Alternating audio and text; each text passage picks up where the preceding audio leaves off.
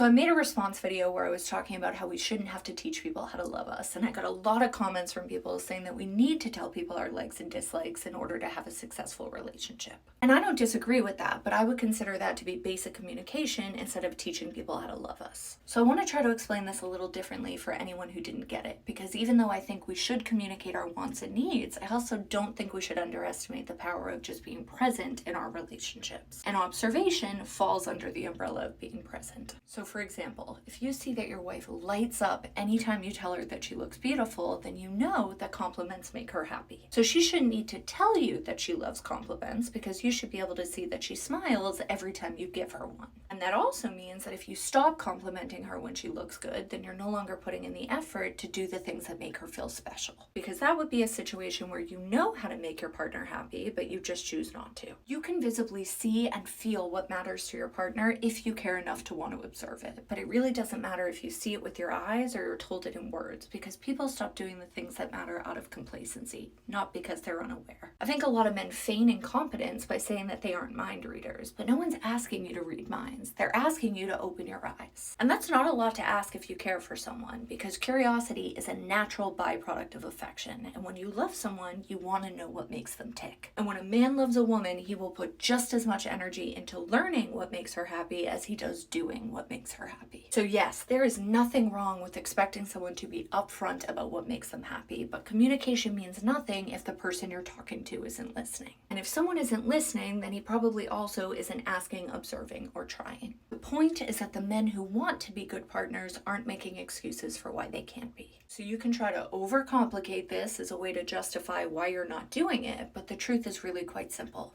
If you wanted to, you would. And if you don't, then you won't.